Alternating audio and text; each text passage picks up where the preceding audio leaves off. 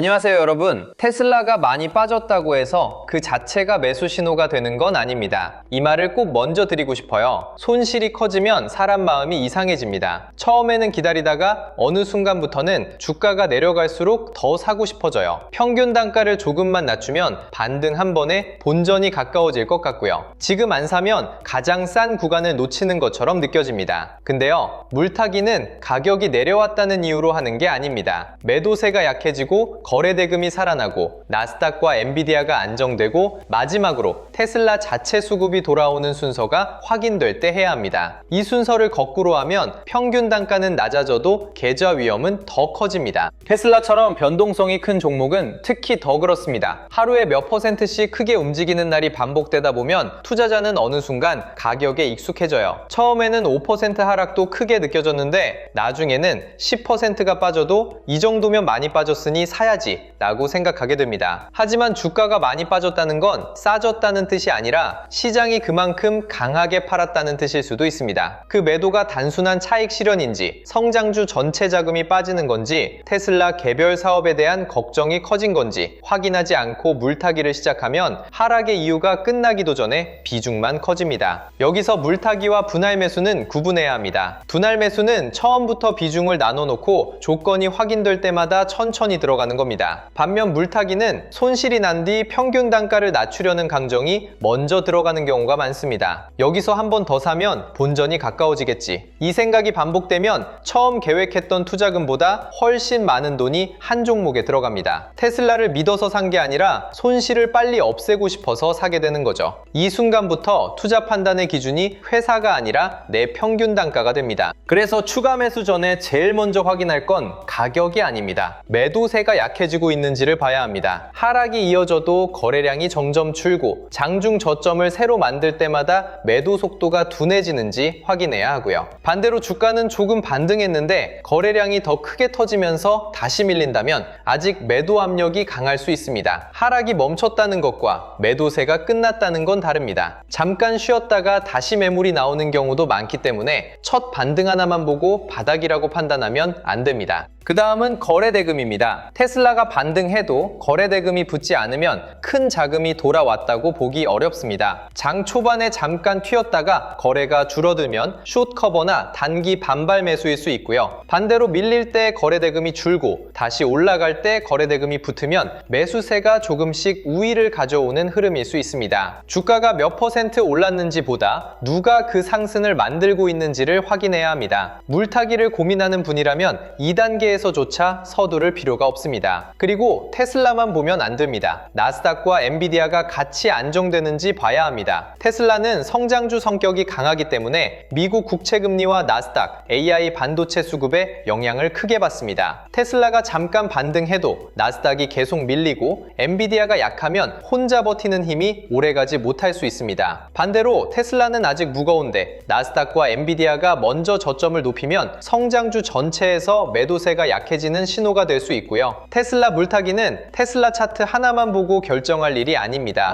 마지막으로 테슬라 자체 수급이 돌아오는지를 봐야 합니다. 시장 전체가 안정됐다고 모든 성장주가 같이 살아나는 건 아닙니다. 나스닥은 반등하는데 테슬라는 고점을 계속 낮추고 거래대금도 줄고 반등마다 매물이 나온다면 개별 수급은 아직 약한 겁니다. 반대로 지수가 크게 강하지 않아도 테슬라가 저점을 높이고 눌릴 때 매도세가 줄고 다시 올라갈 때 거래대금이 붙으면 상대적인 강도가 살아날 수 있습니다. 이때부터 추가 매수의 근거가 생기는 겁니다. 싸졌기 때문이 아니라 돈이 다시 들어오기 시작했기 때문입니다. 수익권에 있는 분은 물타기보다 비중 관리가 먼저입니다. 수익권인데도 주가가 조금만 밀리면 물량을 더 늘리는 분들이 있어요. 이미 수익이 나고 있으니 더 사도 괜찮다고 생각하는 거죠. 그런데 그렇게 비중이 계속 커지면 어느 순간 수익권 계좌가 본전권으로 내려오고 다시 손실권으로 바뀔 수 있습니다. 수익권에서는 추가 매수보다 어느 정도 비중까지는 감당할 수 있는가를 먼저 정해야 합니다. 좋은 종목을 오래 들고 가는 것과 계좌 대부분을 한 종목에 넣는 건 전혀 다른 얘기입니다. 본전권에 있는 분은 가장 흔들리기 쉽습니다. 조금만 오르면 본전이니까 기다리고 싶고 조금만 더 내리면 물타기에서 평균 단가를 낮추고 싶어집니다. 근데 본전권에서 가장 위험한 건 내 평균 단가를 시장의 기준처럼 생각하는 겁니다. 시장 시장에는 내 가격이 아무 의미가 없습니다. 테슬라의 자동차 수익성과 FSD, 로보택시, AI 투자와 현금 흐름이 좋아지는지가 중요하지 내가 어디서 샀는지는 중요하지 않아요. 본전권에서는 평균 단가를 낮추는 것보다 보유 근거가 강해지는지를 확인해야 합니다. 손실권은 더 조심해야 합니다. 손실이 클수록 사람은 한 번에 큰 반등을 기다리게 됩니다. 그래서 주가가 빠질 때마다 물량을 늘리고 반등이 나오면 이제 시작이구나 라고 생각하게 되죠. 하지만 하락 원인이 해결되지 않은 상태에서 비중만 늘리면 다음 하락에서 손실 규모가 더 커집니다. 손실권에서는 추가 매수 전에 현금이 얼마나 남았는지, 다음 실적까지 버틸 수 있는지, 테슬라가 더 흔들려도 일상생활에 문제가 없는지 확인해야 합니다. 복구보다 생존이 먼저입니다. 레버리지 계좌는 아예 다르게 봐야 합니다. 레버리지는 일반 현물 계좌처럼 조금 더 기다리면 되겠지가 통하지 않을 수 있습니다. 주가가 더 밀리면 담보 비율과 이자, 반대 매매 위험이 동시에 커질 수 있고요. 한 번의 급락으로 선택권 자체가 사라질 수 있습니다. 그래서 레버리지 계좌에서는 추가 매수보다 먼저 비중을 줄이고 현금을 회복해야 합니다. 같은 방식으로 잃은 돈을 같은 방식으로 한 번에 되찾으려 하면 계좌가 더 빨리 무너질 수 있습니다. 레버리지는 수익률보다 생존 기간을 먼저 계산해야 합니다. 현금 대기자도 많이 빠졌으니 싸다는 생각만으로 들어가면 안 됩니다. 가격이 낮아진 것과 매수 조건이 좋아진 건 다릅니다. 진짜 좋은 진입은 하락폭이 큰 날이 아니라 매도세가 줄고 거래대금이 회복되면서 시장 전체까지 안정되는 구간에서 나오는 경우가 많습니다. 바닥을 정확히 맞히려 하지 마세요. 바닥보다 조금 위에서 사더라도 수급이 확인된 뒤 들어가는 게 훨씬 편할 수 있습니다. 조금 덜 싸게 사는 대신 잘못된 바닥을 계속 잡는 위험을 줄이는 겁니다. 그리고 추가 매수는 한 번에 하지 않는 게 좋습니다. 조건이 하나 확인됐다고 계획한 현금을 전부 넣을 필요는 없습니다. 매도세가 줄었는지 확인하고 첫 비중을 작게 잡고요. 거래대금이 붙으면서 나스닥과 엔비디아가 안정되면 다음 비중을 생각할 수 있습니다. 마지막으로 테슬라 자체 수급까지 살아나면 그때 추가 판단을 하는 겁니다. 이렇게 단계를 나누면 내가 틀렸을 때도 현금이 남습니다. 투자에서 중요한 건 처음부터 맞히는 게 아니라 틀렸을 때 다시 움직일 수 있는 겁니다.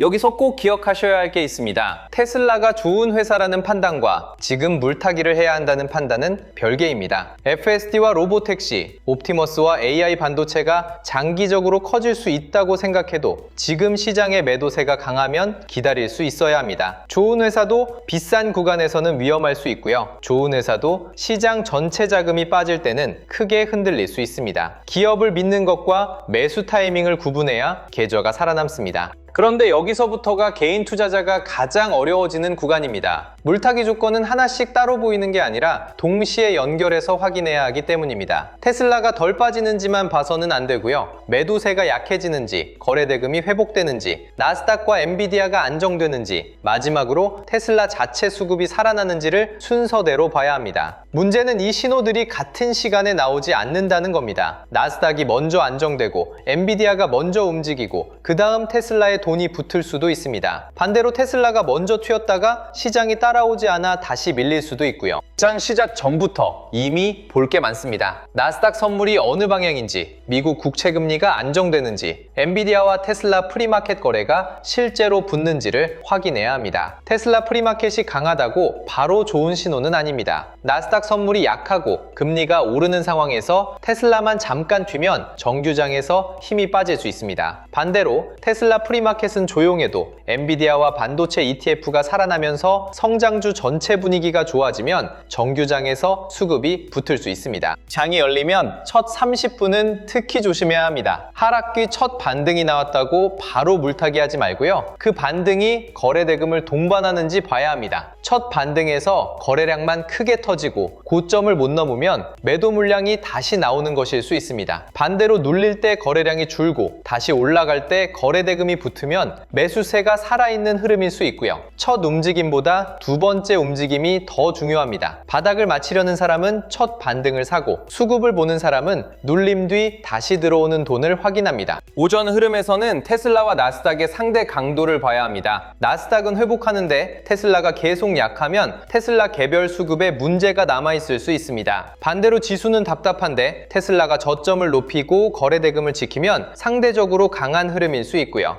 엔비디아와 반도체 ETF가 먼저 움직이는지도 중요합니다. 테슬라가 AI 성장주 수급을 따라갈 수 있는 환경이 만들어졌는지를 확인하는 겁니다. 시장 전체가 아직 흔들리는데 테슬라만 보고 물타기를 결정하면 흐름을 놓칠 수 있습니다. 장중에는 테슬라 주변으로 돈이 확산되는지도 봐야 합니다. FSD와 로보택시 재료가 강한 날이면 자율주행과 AI 소프트웨어, 데이터 센터 전력으로 거래 대금이 퍼질 수 있고요. AI 반도체가 중심이면 엔비디아와 반도체 ETF, 장비와 전력 인프라가 더 강하게 움직일 수 있습니다. 테슬라가 반등했는데 주변 종목이 전혀 따라오지 않으면 단기 반발에 그칠 가능성도 생각해야 합니다. 반대로 관련 업종까지 돈이 퍼지면 시장이 테슬라의 이야기를 다시 사고 있다는 신호가 될 수 있습니다. 하락이 더 이어질 때는 매도세의 성격을 구분해야 합니다. 국채금리가 오르면서 나스닥과 엔비디아가 함께 밀린다면 성장주 전체의 문제일 수 있습니다. 이때는 현금을 지키면서 시장 매도세가 약해지는 시점을 기다리는 게 먼저입니다. 반대로 지수는 버티는데 테슬라만 거래량을 동반해 무너진다면 개별 사업이나 수급 문제를 확인해야 하고요. 같은 하락이라도 원인이 다르면 추가 매수와 비중 축소의 기준도 달라집니다. 그래서 단순히 몇 퍼센트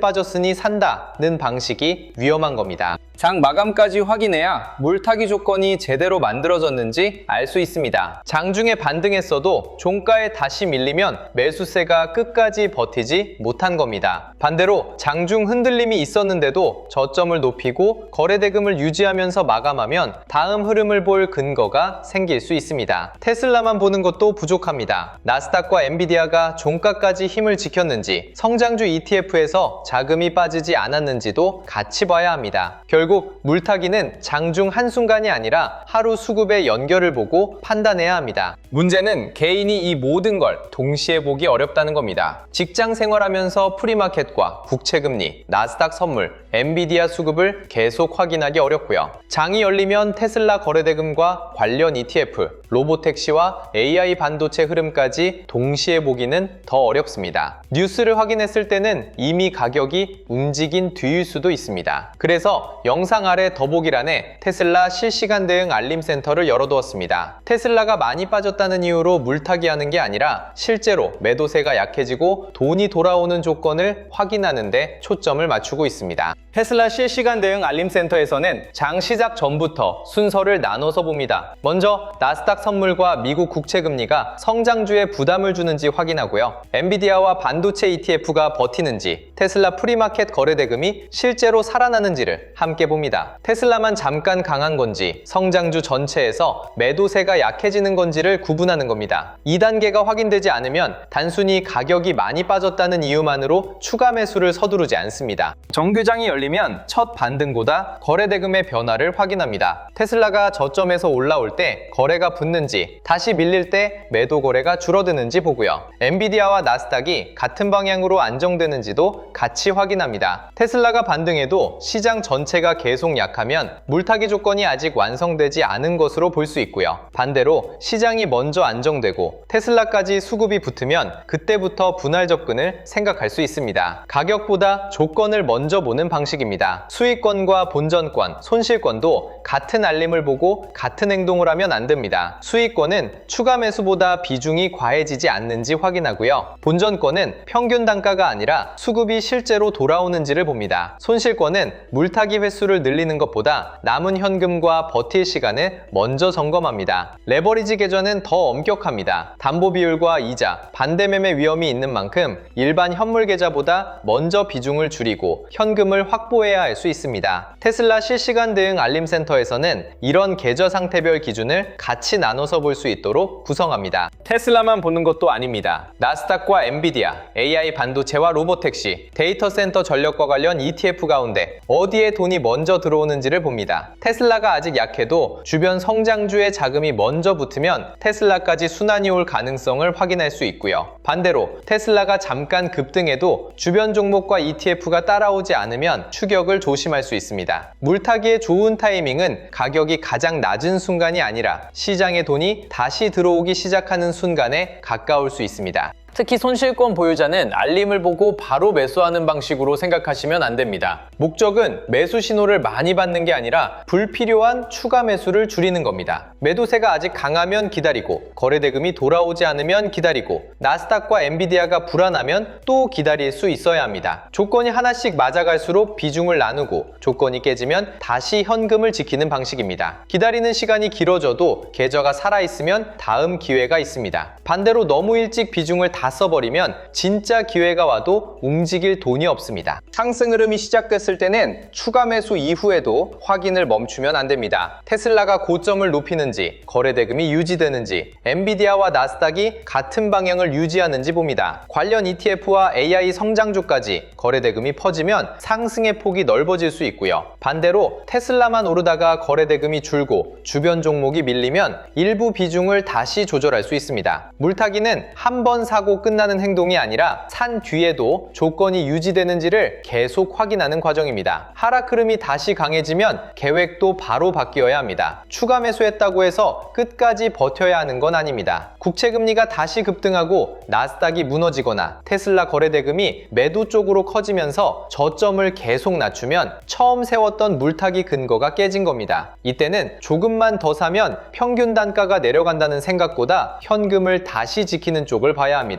틀렸을 때 행동을 바꿀 수 있어야 추가 매수가 전략이 됩니다. 틀렸는데도 계속 같은 행동을 반복하면 그때부터는 대응이 아니라 버티기입니다. 장 마감 뒤에는 하루 동안 만든 조건을 다시 점검합니다. 테슬라가 장중 저점을 지켰는지, 거래대금이 종가까지 유지됐는지, 나스닥과 엔비디아가 같이 마감했는지 확인하고요. 시간외에서 새로운 사업 뉴스나 시장 변수가 나오는지도 봅니다. 장중 반등이 컸더라도 종가가 약하면 다음 거래일에 다시 흔들릴 수 있습니다. 반대로 장중 변동성은 컸지만 종가 수급이 남아있다면 다음날 추가 확인의 근거가 생깁니다. 장전과 장중, 장 마감을 하나로 이어서 보는 이유입니다. 테슬라 실시간 대응 알림센터에서 가장 중요하게 보는 건 얼마에 사라가 아닙니다. 매도세가 약해졌는지, 거래대금이 돌아왔는지, 나스닥과 엔비디아가 안정됐는지, 테슬라 수급이 살아났는지를 순서대로 확인하는 겁니다. 이 네 가지가 다 맞지 않으면 기다릴 수도 있습니다. 반대로 조건이 하나씩 맞아가면 처음부터 큰 비중을 넣지 않고 단계적으로 접근할 수 있고요. 결국 좋은 대응은 많이 매매하는 게 아니라 잘못된 순간에 움직이지 않는 데서 시작합니다. 영상 아래 더보기란의 공식 신청 페이지를 통해 테슬라 실시간 대응 알림센터 입장 안내를 확인해 보시기 바랍니다. 공식 신청 페이지가 아닌 곳에서 개인 메시지로 먼저 접근하거나 별도 입금을 요구하는 경우에는 사칭일 수 있으니 반드시 주의해 주시고요. 비공식 오픈 채팅방이나 개인 계정을 통해 먼저 연락드리는 일은 없습니다. 공식 안내 경로에서는 장전과 장중, 장 마감까지 테슬라와 나스닥, 엔비디아, 관련 ETF의 실제 수급을 연결해서 확인하는 기준을 안내해드리고 있습니다. 자, 다시 물타기 이야기로 돌아와 보겠습니다. 테슬라가 많이 빠졌다고 무조건 사는 건 전략이 아닙니다. 물타기에서 중요한 건 가격이 얼마나 내려왔느냐가 아니라 하락을 만들었던 힘이 약해지고 있느냐입니다. 매도세가 줄고 거래대금이 회복되고 나스닥과 엔비디아가 안정되고 마지막으로 테슬라 수급이 돌아오는 순서를 확인하세요. 수익권은 비중을 지키고요. 본전권은 평균 단가보다 보유 근거를 봐야 합니다. 손실권은 복구보다 현금과 시간을 먼저 지켜야 하고요. 레버리지 계좌는